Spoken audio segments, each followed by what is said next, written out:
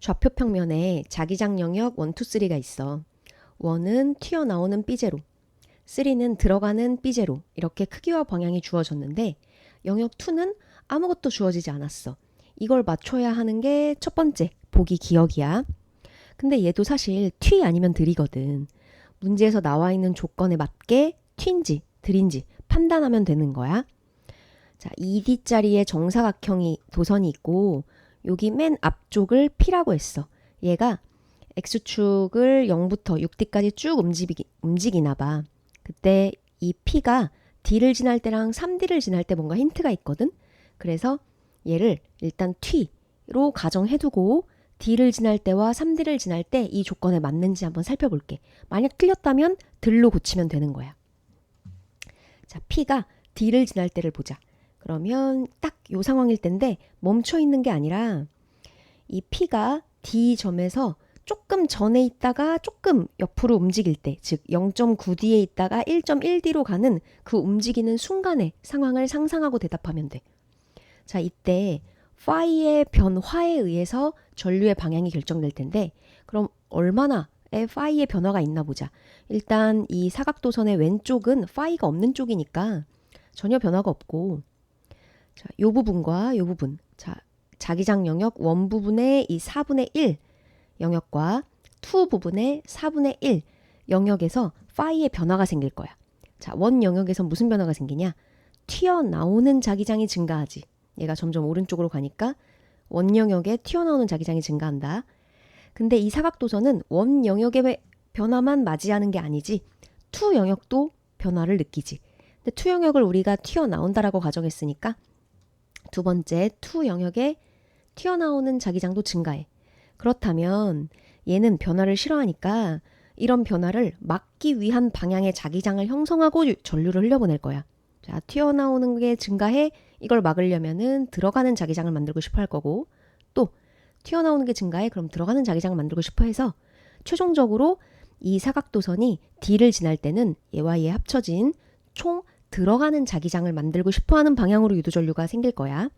이게 X가 D를 지날 때, P가 D를 지날 때의 상황이라는 거지.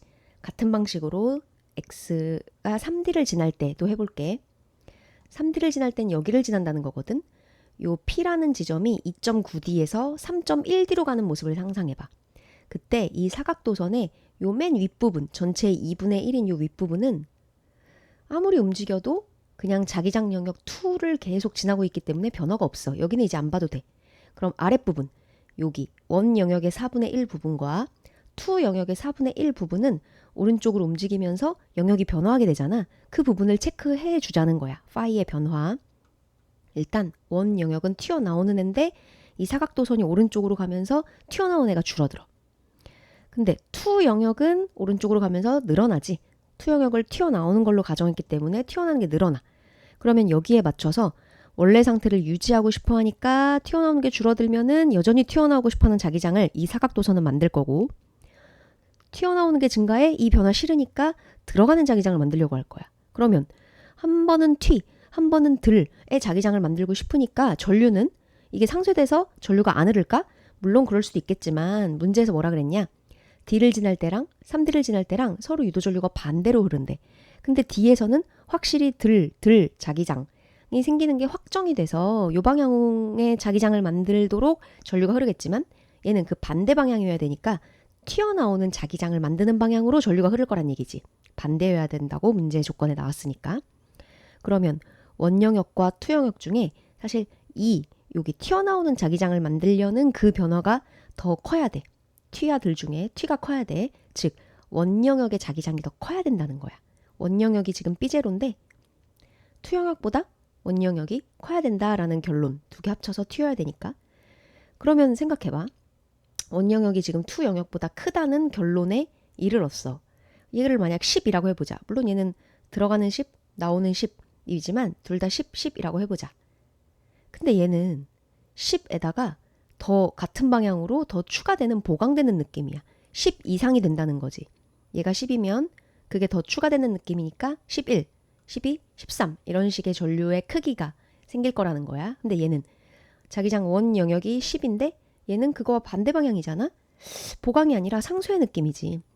10이 아니라 9, 8, 7 이런 식으로 깎이는 거야. 따라서 전류의 방향과 별개로 크기는 얘는 보강의 느낌, 얘는 상쇄의 느낌이어서 D가 3D일 때보다 전류 방향이 더 크다라고 지금 해석이 되는 거야. 근데 문제에서 뭐라 그랬냐? D를 지날 때가 3D를 지날 때보다 작대. 얘는 보강이라서 전류가 더 많이 흐르고 얘는 두 개가 반대 방향 상쇄여서 전류가 조금 흐를 것 같은데 어때? 문제의 조건과 어긋나지? 따라서 우리가 초기 설정한 자기장 영역 2가 튀어나오는 자기장이다. 이게 잘못 설정됐다는 거야. 일부러 시행착오를 해본 거야. 자, 그럼 투 영역이 튀가 아니라 들인 거겠지? 자, 들일 때도 한번 연습 삼아서 꼼꼼히 한번 해볼게. 자, 사각도선이 D를 지날 때 그때 원 영역은 튀어나오는 게 증가. 투 영역은 이제 들어가는 걸로 했으니까 들어가는 게 증가. 그래서 원 영역과 투 영역이 각자 4분의 1, 4분의 1 영역이 얘가 오른쪽으로 지나면서 점점 많아지는 거지. 자, 그러면 얘는 변화를 싫어하니까 튀어나오는 게 많아지면 들어가려고 그러고 들어가는 게 많아지면 튀어나오려고 하지. 자, 3D를 지날 때도 해보자. 자, 그때 여기를 지날 때 요 위쪽 전체 2분의 1은 신경 쓸 필요 없다. 여기 4분의 1이 사라지고 여기 4분의 1이 증가하는 모습을 한번 표시해보자는 거지. 자, 튀어나오는 게 사라져. 감소해. 여기는 들어가는 게 증가하지.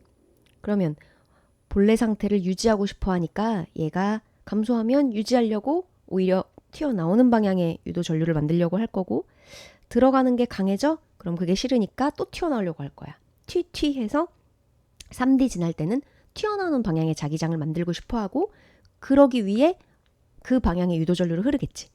그러면 D와 3D 지날 때가 전류 방향 반대라고 했으니까 3D가 튀야? 그러면 D 지날 때는 들이 되는 거고 얘가 들이란 얘기는 튀 중에 이쪽이 더 강해야 되니까 자기장 영역 1이 더 강해야 된다는 얘기지. 요게 더 강해야 되니까.